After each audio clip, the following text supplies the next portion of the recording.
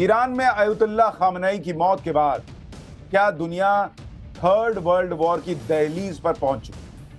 Khamenei की मौत से फैला तनाव मिडिल ईस्ट से लेकर कहां तक जंगी माहौल बना रहा है। आखिर 5 घंटे में कैसे तेल अवीव से लेकर वॉशिंगटन डीसी तक सैकड़ों कम्युनिकेशन में खामनेई का डेथ वारंट लिख दिया गया। आज आपको पाठशाला की एक्स्ट्रा क्लास में यह सब बताने जा रहा हूं। यह भी बताऊंगा कि खामनेई की मौत के बाद पाकिस्तान के फील्ड मार्शल मुनीर की घिघी क्यों बन गई। जो खबरें आ रही हैं उसके मुताबिक तो पाकिस्तान में सेना के भीतर ही बगावत का खतरा मंडराने लगा।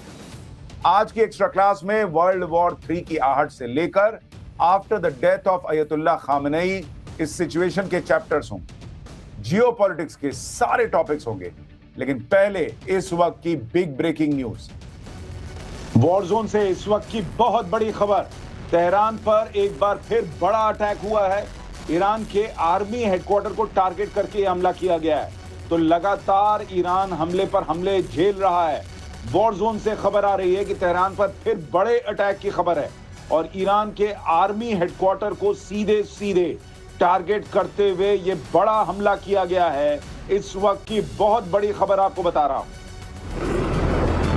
ईरान के सर्वोच्च नेता अयतुल्ला खामनेई की इजराइल अमेरिकी हमले में मौत के बाद कोहराम मचा हुआ है। तेहरान से लेकर तेल अवीव और कुवैत से लेकर ओमान, सऊदी अरब या कहीं पूरे मिडिल ईस्ट तक तबाही के निशान क्या इशारा कर रहे हैं? क्या छोटे छोटे पॉकेट्स से निकलकर अब युद्ध एक बड़ा और विस्तृत आकार ले रहा है? क्या तीसरे विश्व युद्ध की प्रस्तावना लिखी जा चुकी है? इसका अंदाजा आपको खामनेई की मौत पर दुनिया के अलग अलग देशों से आए संदेशों से लग सकता है। जैसे फ्रांस के राष्ट्रपति इमैनुअल मैक्रों, ब्रिटिश प्रधानमंत्री कीर स्टार्मर और जर्मन चांसलर फ्रेडरिक मर्स ने संयुक्त बयान में कहा कि न तो हमें हमलों के बारे में पहले से जानकारी दी गई थी और न ही इसमें शामिल किया गया था। तो वहीं रूस ने हमलों को पूर्व नियोजित और उकसावे की सशस्त्र आक्रामकता बताया और अमेरिका और तेल अवीव पर आरोप लगाया कि वो परमाणु कार्यक्रम की चिंता के पीछे शासन परिवर्तन का एजेंडा छिपा रहे हैं। चीन ने भी गहरी चिंता जताते हुए सैन्य कार्रवाई तुरंत रोकने और वार्ता पर लौटने की अपील की। चीनी विदेश मंत्रालय ने कहा कि ईरान की संप्रभुता, सुरक्षा और क्षेत्रीय अखंडता का सम्मान होना चाहिए।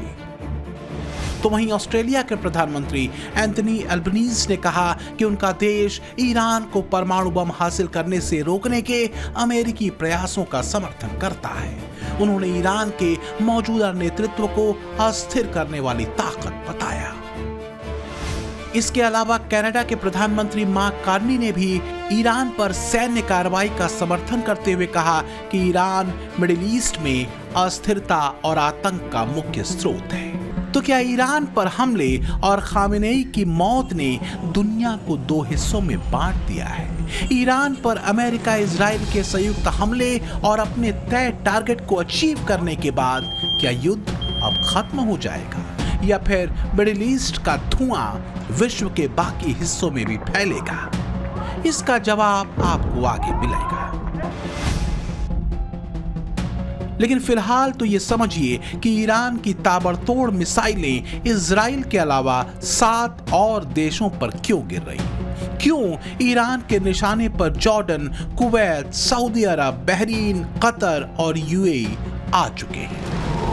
ईरान 6 ऐसे देशों से घिरा हुआ है जहां अमेरिका के सैन्य बेस हैं। इसलिए ईरान इन देशों को टारगेट कर रहा है। शुरुआत में ईरान से मिसाइलें सिर्फ अमेरिकी सैन्य बेस पर दागी गई थी, लेकिन अब निशाना जॉर्डन, कुवैत, सऊदी अरब, बहरीन, कतर और यूएई में रिहायशी इलाकों पर भी है। क्योंकि खामेनेई की मौत और ईरान पर हमले के लिए ईरान इन देशों को भी जिम्मेदार मान रहा है। वॉशिंगटन पोस्ट के मुताबिक मिडिल ईस्ट के इन देशों को ट्रंप ने भरोसे में ले रखा था। वॉशिंगटन पोस्ट के हवाले से दावा किया जा रहा है कि ऑपरेशन खामेनेई भी मिडिल ईस्ट के एक देश के हरी झंडी दिखाने के बाद हुआ। बॉस, ऐसे ही किसी ऑपरेशन को अंजाम नहीं दिया जाता। World politics, situation, timing, equation सबको एक साथ मिलाकर लेकर चलना होता है। खामनेई के खिलाफ ऑपरेशन में भी इजराइल और अमेरिका ने ऐसा ही किया। हमले वाली रात 9 बजे से लेकर भोर के 3 बजे यानी खामनेई की मौत के ऐलान तक क्या कुछ हुआ, अब इस चैप्टर में इसकी बात करते हैं। आखिर कैसे देर रात प्लानिंग हुई भाई? इस प्लानिंग में मिडिल ईस्ट के देशों को क्या अमेरिका ने कॉन्फिडेंस में लिया था, नहीं लिया था? टर्की का रोल क्या था? क्यों यहां बड़ा संदेहास्पद हो गया है टर्की का रोल? यह सब भी आपको बताऊंगा। रात 9:38 पर आखिर ऐसा क्या हुआ कि ट्रंप अचानक सुपर एक्टिव हो गए? किसका फोन आया था भाई? क्या बात हुई? ट्रंप ने टर्की को फोन क्यों किया था और कहां से यह सिग्नल मिला कि तेहरान में 30 बमों के साथ तगड़ा प्रहार हुआ? यह सब आपके लिए लेकर आया हूं। लेकिन इस वक्त की एक और बड़ी खबर आ रही है। एक और बड़ी खबर, हमले में ईरान के पूर्व राष्ट्रपति अहमदीनेजाद की मौत की खबर आ रही है। इजराइल अमेरिकी अटैक में अहमदीनेजाद की मौत हो गई है। ईरान के राष्ट्रपति मसूद पेजेश्कियन की अपील है कि दुश्मनों के खिलाफ एकजुट होना होगा। यानी ईरान पर लगातार हमले बढ़ते जा रहे हैं। पूर्व राष्ट्रपति अहमदीनेजाद की मौत की खबर आ रही है और राष्ट्रपति मसूद पेजेश्कियन का यह कहना कि अब एकजुट होना होगा, ये सीधा सीधा संकेत कि ईरान कहीं से भी सरेंडर के मूड में नहीं है। ईरान बदला लेने वाला है। ईरान के सुप्रीम लीडर खामेनेई मारे जा चुके हैं। कुछ ही घंटों में ईरान के 47 वर्षों के कट्टरपंथी इस्लामिक इतिहास का एक बड़ा पन्ना पलट जाएगा। ऐसी उम्मीद खुद ईरानियों ने भी नहीं की थी, औरों की तो छोड़िए। लेकिन ऑपरेशन खामेनेई बड़े सधे और सटीक तरीके से अंजाम दिया गया। इसमें भी जो सबसे अहम कड़ी थी वो थी खुफिया इनपुट। CIA यानी अमेरिका की केंद्रीय खुफिया एजेंसी ने इस ऑपरेशन में सबसे अहम भूमिका निभाई। एजेंसी कई महीनों से अयातुल्लाह खामेनेई की गतिविधियों पर नजर रखे हुए थी। 28 फरवरी को रात 9 बजे नेतन्याहू ने डोनाल्ड ट्रंप से हॉटलाइन पर बात की। नेतन्याहू ने ट्रंप को बताया कि टारगेट लॉक है, बताएं क्या करना है। खामेनेई अपने टॉप ऑफिशियल के साथ एक जगह पर है। इसके बाद व्हाइट हाउस की प्रवक्ता कैरोलिन लेविट ने ट्रंप के मारे लागो से निकलने का संदेश दिया। ये ट्वीट 28 फरवरी की रात 9:38 पर किया गया। रात 1:38 पर व्हाइट हाउस का एक्स पर एक और पोस्ट आता है जिसमें संदेश होता है कि ट्रंप ईरान के मिलिट्री ऑपरेशन को मॉनिटर कर रहे हैं। ट्रंप सिचुएशन रूम में पहुंचते हैं जहां सारी जानकारी उन्हें दी जाती है। इस बीच अमेरिका मिडिल ईस्ट के देशों से लगातार सहमति ले रहा था। व्हाइट हाउस की प्रवक्ता कैरोलिन लेविट ने रात 2:23 पर एक और पोस्ट सोशल मीडिया एक्स पर डाला जिसमें उन्होंने जानकारी दी कि ट्रंप ने यूके, कुवैत और टर्की के लीडर से बात की है। इसके करीब 10 मिनट से भी कम समय में व्हाइट हाउस की प्रवक्ता कैरोलिन लेविट ने एक और ट्वीट किया जिसमें उन्होंने ट्रंप की सऊदी अरब, कतर, UAE और नेटो के सेक्रेटरी जनरल मार्क रूटे से बात करने की जानकारी दी। कई इंटरनेशनल मीडिया की रिपोर्ट्स में यह दावा किया गया है कि सऊदी प्रिंस ने ट्रंप को सहमति दी। वॉशिंगटन पोस्ट ने तो यह दावा किया है कि सऊदी अरब के प्रिंस ने इशारा किया, तब ट्रंप ने तेहरान में खामेनेई पर हमले की तैयारी को ग्रीन सिग्नल दे दिया। एक के बाद एक 30 बम पूरे परिसर पर आसमान से बरसे। हर जर्रा, हर कोना जैसे बमों की गर्मी से उबल पड़ा। तेहरान में खामेनेई के हेडक्वार्टर में उस वक्त आयतुल्लाह अली खामेनेई के अलावा मोहम्मद बाकपुर जो IRGC के कमांडर इन चीफ थे वो मौजूद थे। रक्षा मंत्री अजीज नासिर जादेह मौजूद थे। एडमिरल अली शमखानी मौजूद थे जो सैन्य परिषद के प्रमुख थे। इसके अलावा सैयद माजिद मौसावी थे जो IRGC एयर स्पेस फोर्स के कमांडर थे और साथ ही ईरान के उप खुफिया मंत्री मोहम्मद शेराजी भी बैठक में शामिल थे। तभी आसमान से बम बरसाए गए। दुनिया एक बार फिर अनिश्चितता के मोड़ पर खड़ी है। ईरान पर हमले और खामेनेई के मारे जाने के बाद युद्ध के बादल ईरान और मिडिल ईस्ट के दूसरे देशों के बीच छा चुके हैं। ईरान भड़का हुआ है और अमेरिका इजराइल भी उसे चेतावनी दे रहे हैं, पर युद्ध जारी है। रूस यूक्रेन वॉर अभी रुका नहीं है। अफगान पाकिस्तान आपस में भिड़े हुए हैं। तो क्या तीसरे विश्व युद्ध के हालात बन रहे हैं? आखिर शांति का राग अलापते अलापते ट्रंप 180 डिग्री क्यों घूम? वैसे मैं आपसे पहले भी कह चुका हूं कि ट्रंप के दिमाग को ट्रैक कर पाना जीपीएस के बूते की भी बात नहीं है, किसी सिस्टम के बूते की बात नहीं। लेकिन अब तो यह पूछा जा रहा है कि ट्रंप का दिमाग कौन से अगले टारगेट पर सेट हो रहा है। सीरिया के राष्ट्रपति बशर अल असद को तो वहां से भागना तक पड़ा। वेनेजुएला से वहां के राष्ट्रपति मुदरो को तो उठाकर ही लेकर चले आ गए और जेल में डाल दिया। अब ईरान के सर्वोच्च नेता खामनेई को मार दिया। ऐसे में सवाल उठने लगा है कि अगला नंबर किसका है? सनकी ट्रंप अब क्या करने वाले हैं? और इसलिए कहा जा रहा है कि जियोपॉलिटिक्स में बढ़ता तनाव कहीं वर्ल्ड वॉर 3 का फाइनल ट्रिगर तो नहीं दबा देगा। अब बात इसी पर करते हैं इस चैप्टर में, लेकिन इस वक्त इजराइल ईरान को लेकर एक और बहुत बड़ी खबर आ रही है। एक और बड़ी खबर, इजराइल पर ईरान का बड़ा पलटवार हुआ है। यरूशलेम के पास बेत शेमेश में ईरान का अटैक हुआ है। अटैक में 6 इजरायली नागरिकों की मौत की खबर है। बैलिस्टिक मिसाइल हमले में बेत शेमेश को भारी नुकसान पहुंचा है। तो ये बड़ी खबर, ईरान चुप नहीं बैठ रहा। लगातार इजराइल और अमेरिका मिलकर ईरान पर हमला कर रहे हैं, तो इधर ईरान भी पलटवार कर रहा है और इस बार यरूशलेम के पास बेत शेमेश को निशाना बनाया गया है।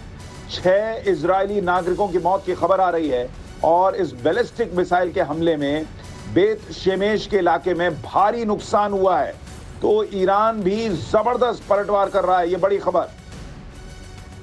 खामेनेई के मारे जाने के बाद पाकिस्तान में गदर मची हुई है। कराची में भीड़ ने अमेरिकी कॉन्सुलेट पर हमला कर दिया। कुल मिलाकर बात ये कि मुनीर बुरी तरह फंस चुका है, क्योंकि ईरान सऊदी अरब पर मिसाइलें दाग रहा है।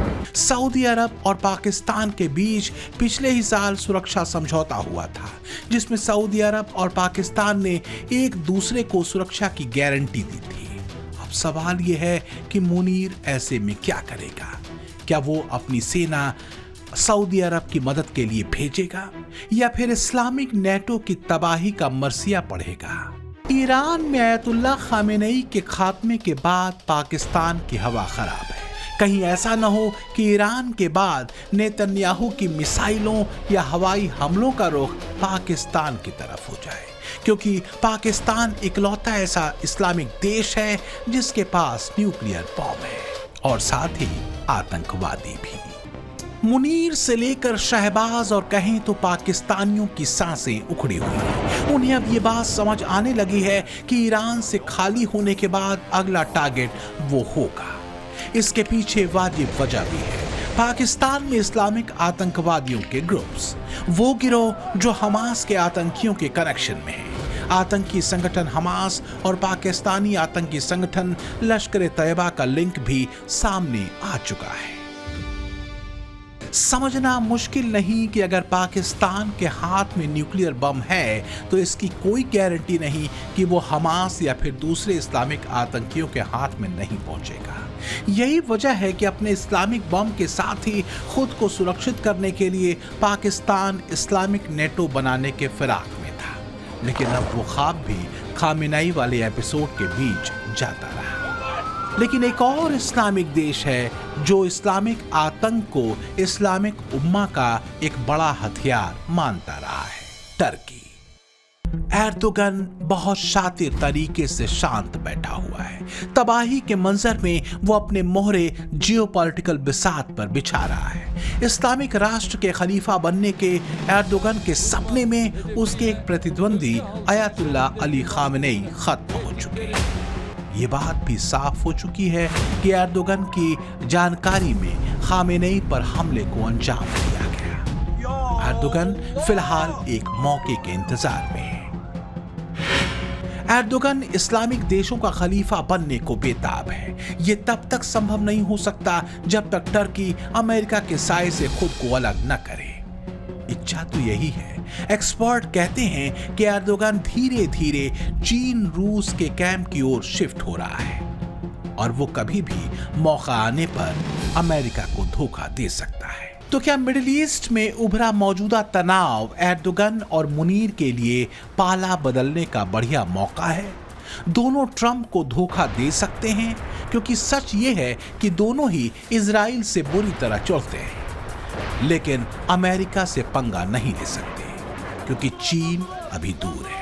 सच ये है कि एर्दोगन और मुनीर दोनों की कोशिश मिडिल ईस्ट में चीन को एक पैसेज देने की है। ईरान रुकने वाला नहीं है। खामेनेई की मौत ने उसे बेकाबू कर दिया है।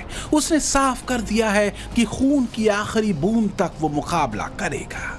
अमेरिकी एयरक्राफ्ट कैरियर अब्राहम लिंकन और अबू धाबी में फ्रांस के नेवल बेस पर हमला करने की खबरें भी ईरान की तरफ से आई हैं। ईरान ने अपने इरादे जता दिए हैं कि वो आग से खेलने को तैयार है। इधर सोशल मीडिया पर इजरायली प्रधानमंत्री बेंजामिन नेतन्याहू का एक कमिटमेंट वायरल हो रहा है। ट्रंप और नेतन्याहू का प्लान क्लियर है। हवाई हमलों से ईरान की सरकार को इतना कमजोर कर दिया जाए कि वहां के लोग खुद मौजूदा रजीम के खिलाफ सड़कों पर उतर आए, जैसा कि पहले भी हुआ है। हालांकि एक्सपर्ट मानते हैं कि नेतन्याहू ट्रंप का टारगेट तो पूरा हो ही चुका है। ट्रंप इस युद्ध में ज्यादा फंसना नहीं चाहेंगे, लेकिन बात नेतन्याहू की है तो वो इजराइल की सुरक्षा सुनिश्चित करके ही शांत बैठेंगे, और सुरक्षा की गारंटी है इस्लामिक आतंकवाद का समूल नाश। ईरान अमेरिका के तनाव के बढ़ते जाने की खबरें मिल रही हैं, और इस बीच एक और बहुत बड़ी खबर देखिए इसको।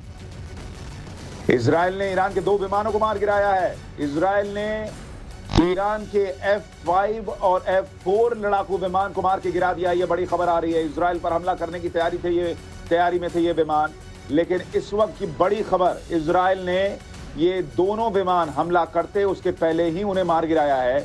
2 लड़ाकू विमान F-5 और F-4 ये दोनों इजराइल ने मार गिराए हैं, और ये ईरान के लिए बड़ा झटका।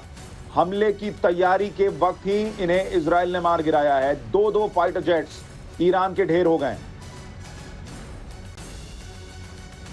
ईरान में 47 साल की सल्तनत का खात्मा हो चुका है। सुप्रीम लीडर अयतुल्लाह खामेनेई की मौत हो चुकी है। ईरान के बड़े बड़े कमांडर मारे जा चुके हैं। इजराइल के मिसाइल प्रोग्राम पर सबसे तगड़ी चोट हो चुकी है। यानी अमेरिका और इजराइल जो चाहते थे एक तरह से वो पूरा हो चुका। अब सवाल यह है कि आगे क्या? मिडिल ईस्ट में छिड़े संग्राम का दुनिया पर क्या असर होने वाला? सवाल यह है कि क्या ईरान से लेकर बहरीन और दुबई से ओमान तक छिड़ी बारूदी रंजिश का भारत पर भी असर हो सकता है? यह सवाल क्यों पूछा जा रहा है, इस रिपोर्ट में देखिए। आक्रोश है, आग है, सिसकियां हैं, शोर है और धमाकों का जोर है। तेहरान में तबाही का मंजर, इस्फहान में बरसता बारूद, और इजराइल के हमले से कराहते कोम शहर को देख लीजिए। जान लीजिए कि ये जंग अभी जल्द थमने वाली नहीं है। 47 साल तक ईरान पर एक छत्र राज करने वाले अयातुल्लाह अली खामेनेई की मौत के बाद मिडिल ईस्ट की जंग का दायरा बढ़ चुका है। ईरान की चौहद्दी पार कर मिसाइलें खाड़ी देशों के आसमान को सुलगा रही हैं। युद्ध की यह आग भले ही खाड़ी देशों तक फैली हो, लेकिन इसकी आंच कई देशों तक पहुंचने वाली है। यह तय हो चुका है, और ऐसा इसलिए क्योंकि जंग के बीच ईरान ने बड़ा फैसला ले लिया है। ईरान ने हॉर्मुज स्ट्रेट को सभी जहाजों के लिए बंद कर दिया। ईरान की नेवी रेडियो संदेश जारी कर जहाजों को हॉर्मुज जल डमरू मध्य से दूर रहने को कह रही है। हॉर्मुज स्ट्रेट बंद होने से कई देशों के जहाज फंस गए हैं।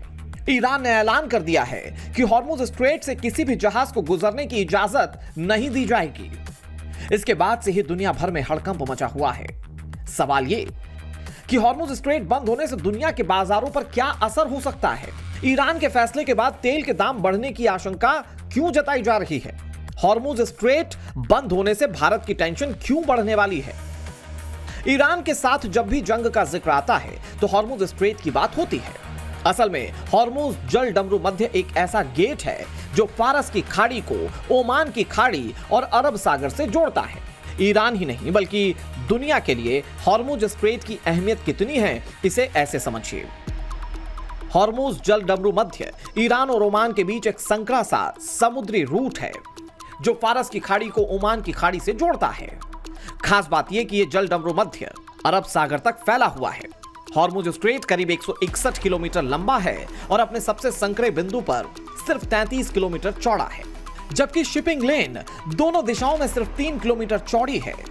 यह यूरोप और एशिया के बीच कारोबार के लिए एक अहम रूट है। दुनिया का 25% तेल यहीं से गुजरता है।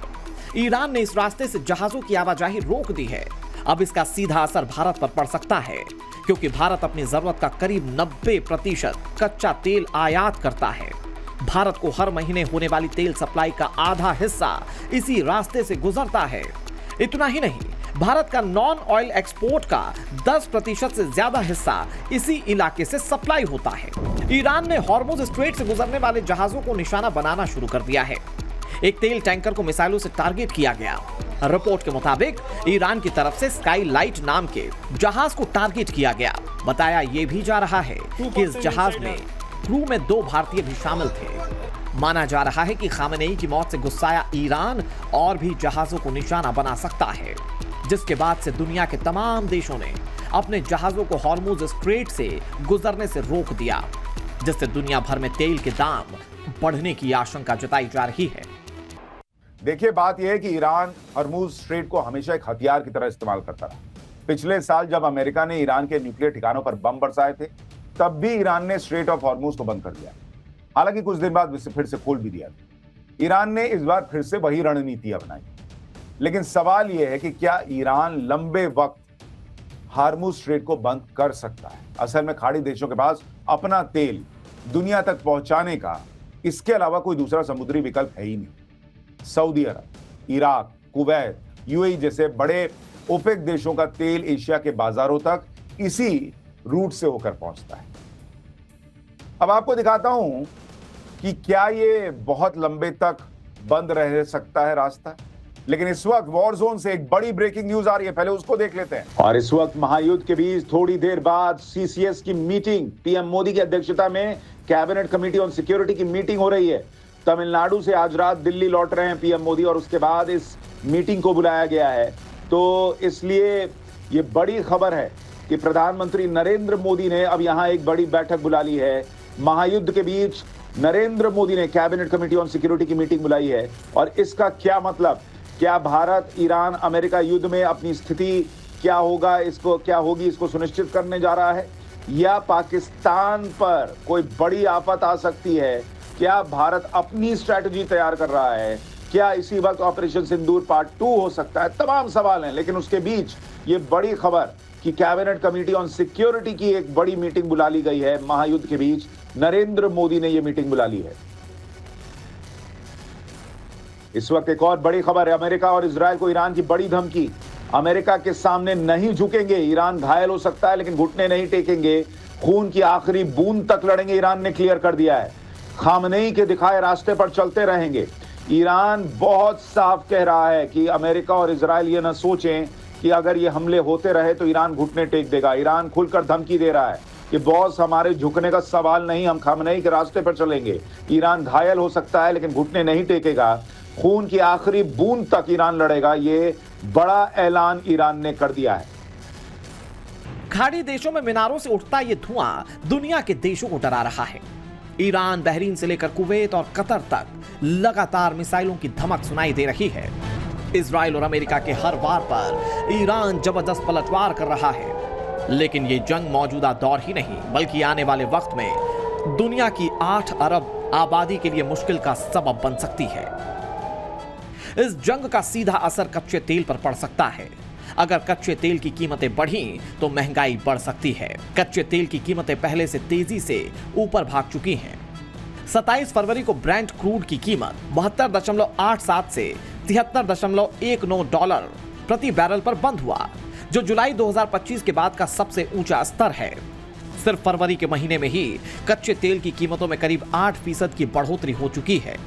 हॉर्मुज स्ट्रेट से तेल की सप्लाई बंद होने से ब्रेंट क्रूड 80 से 100 डॉलर प्रति बैरल या इससे भी ऊपर पहुंचने की आशंका जताई जा रही है। हॉर्मुज जल डमरू मध्य बंद होने से तेल के जहाजों को अफ्रीका का चक्कर लगाना पड़ सकता है, जिससे लागत बढ़ सकती है। सवाल यह है कि हॉर्मुज स्ट्रेट बंद होने से क्या भारत को टेंशन होनी चाहिए? भारत 40 से ज्यादा देशों से तेल खरीदता है, जिसमें रूस, अमेरिका, अफ्रीका और लैटिन अमेरिकी देश शामिल हैं। लेकिन एक और जहां अटलांटिक देशों से तेल लाने में 25 से 45 दिन लगते हैं, तो खाड़ी देशों से सिर्फ ये 5 से 7 दिन में ही सप्लाई हो जाता है। यानी मिडिल ईस्ट लॉजिस्टिक तौर पर अभी भी सबसे अहम है। खाड़ी देशों की बात की जाए तो भारत अपने जरूरत का ज्यादातर कच्चा तेल सऊदी अरब, इराक, कुवैत और यूएई जैसे देशों से मंगवाता है, जिसका बड़ा हिस्सा इसी रास्ते में आता है। वैसे भारत के मामले में थोड़ी राहत की बात है। आंकड़े बताते हैं कि भारत ने हाल ही के महीनों में ईरान से बहुत कम तेल खरीदा है, इसीलिए सप्लाई स्रोत बदलना संभव है। बावजूद इसके दुनिया के बाकी देशों में तेल की कीमतें बढ़ने का असर अर्थव्यवस्था पर पड़ सकता है। असल में जंग इस कदर भीषण हो चुकी है, जिसे लेकर हर शख्स सहमा हुआ है, जिसे लेकर आशंका है कि सोमवार को भारत समेत दुनिया भर के शेयर बाजार में गिरावट आ सकती है। एक्सपर्ट्स मानते हैं कि जब बाजार खुलेगा तो निवेशकों के मन में अनिश्चितता हावी रहेगी। दूसरी तरफ जब दुनिया में तनाव बढ़ता है तो निवेशक सुरक्षित विकल्प की ओर जाते हैं। ऐसे समय में लोग सोना, चांदी खरीदना पसंद करते हैं, इसीलिए इनकी कीमतों में बढ़ोतरी होने की संभावना है। अभी कमोडिटी मार्केट में 10 ग्राम सोने की कीमत 1,61,971 रुपए है और चांदी की कीमत 2,74,389 रुपए। अगर कच्चे तेल में तेज उछाल आया तो अमेरिकी और यूरोपीय बाजारों में भी घबराहट देखी जा सकती है। असल में दुनिया के कई छोर युद्ध की आग में धधक रहे हैं, जिससे निवेशकों में डर है। जाहिर है मिडिल ईस्ट के आसमान में मंडराता बारूदी धुआं न सिर्फ सरहदों पर तनाव बढ़ा रहा है, बल्कि दुनिया भर के बाजारों की नींद भी उड़ा चुका है। कहा जाता है कि युद्ध किसी मसले का हल नहीं है, युद्ध तो खुद उलझा हुआ मसला है और यह मसला बहुत गंभीर हो चुका है। सिर्फ एक रात में दुनिया की कूटनीति बदल चुकी है। कई देशों ने जहां ईरान पर हमले का विरोध किया, तो कुछ इजराइल और अमेरिका के समर्थन में भी। कई देश ऐसे हैं जिन्होंने इस मामले में न्यूट्रल रहना बेहतर समझा। ईरान के सुप्रीम लीडर आयतुल्लाह खामेनी की मौत के बाद दुनिया के समीकरण कैसे बदल सकते हैं? बहरीन ब्लास्ट से दहल रहा है, शारजाह में मिसाइलों का खौफ है, ओमान तक ईरान के टारगेट पर है, तो दूसरी ओर इजराइल और अमेरिका ईरान से शहरों में तबाही और बर्बादी की दास्तानें लिख रहे हैं। चंद घंटे पहले तक कौन जानता था इजराइल अचानक हमला करेगा? किसे पता था ईरान का पलटवार होगा, जोरदार होगा? किसे खबर थी दुबई जैसे शहरों से लेकर कतर तक ईरानी मिसाइलें पहुंच जाएंगी? लेकिन ऐसा हो रहा है। पिछले 36 से ज्यादा घंटे से लगातार हो रहा है और दुनिया टकटकी लगाए धरती के एक कोने में तबाही का मंजर देख रही है। ईरान पर इजराइल के हमलों को लेकर किसने क्या कहा, ये भी जान लीजिए। रूस के राष्ट्रपति व्लादिमीर पुतिन ने कहा कि अली खामनेई और उनके परिवार के लोगों की मौत मानव नैतिकता और अंतर्राष्ट्रीय कानून के खिलाफ एक हत्या है। बेल्जियम ने कहा कि ईरानी जनता को अपनी सरकार के फैसलों की कीमत नहीं चुकानी चाहिए। नॉर्वे ने कहा कि इजराइल के हमले अंतर्राष्ट्रीय कानून के अनुरूप नहीं है। स्पेन ने कहा कि इजराइल और अमेरिका का ईरान पर हमला वैश्विक व्यवस्था को और टकरावपूर्ण बना सकती है। सऊदी अरब ने कहा कि ईरान ने रियाद और पूर्वी इलाके पर खुलेआम और कायरतापूर्ण हमला किया। ऑस्ट्रेलिया ने कहा कि ईरान को परमाणु हथियार हासिल करने से रोकने और ईरान को अंतर्राष्ट्रीय शांति और सुरक्षा के लिए अमेरिकी कार्रवाई का समर्थन करते हैं। यानी दुनिया के तमाम देश ईरान और इजराइल की जंग को लेकर चिंता जता रहे हैं और ये चिंता यूं ही नहीं है। मिडिल ईस्ट में छिड़े संग्राम का दुनिया की कूटनीति और रणनीति पर बड़ा असर हो सकता है। दुनिया में परमाणु हथियारों की होड़ बढ़ सकती है। कई देश एटमी हथियार बनाने की कोशिश कर सकते हैं। खुद ईरान परमाणु बम हासिल करने के लिए पूरी ताकत लगा सकता है। ऐसा इसलिए क्योंकि कई जानकार एटमी हथियारों को सुरक्षा की गारंटी मानते हैं। कहा जा रहा है कि ईरान के पास न्यूक्लियर हथियार होने पर अमेरिका और इजराइल के लिए इस तरह का हमला करना शायद आसान नहीं होता। लेकिन सवाल ये है कि ईरान एटमी हथियार कैसे हासिल कर सकता है? अमेरिका समेत कई देश ये पहले ही क्लियर कर चुके हैं कि किसी भी हाल में ईरान को परमाणु हथियार हासिल नहीं करने दिया जाएगा। अमेरिका शुरू से ही ईरान के एटमी प्रोग्राम के खिलाफ रहा है। खास तौर से राष्ट्रपति ट्रंप के सत्ता में आने के बाद से वो लगातार ईरान को न्यूक्लियर प्रोग्राम बंद करने की धमकी देते रहे। इसी वजह से ईरान पर कई तरह की पाबंदियां भी लगाई गई। आखिर में अमेरिका ने खामनेई की हुकूमत को खात्मा करने की ठानी, जिसे राष्ट्रपति ट्रंप का बड़ा दाव माना जा रहा है। अमेरिका ने सिर्फ हवाई हमला किया है और खामनेई की हत्या हो चुकी है। और अगर अब ट्रंप तेहरान में अपने मुताबिक सत्ता बनाने में तैयार हो जाते हैं तो इसे राष्ट्रपति ट्रंप की बड़ी जीत माना जाएगा। For more of such videos, do like, share and subscribe to ET Now Swadesh.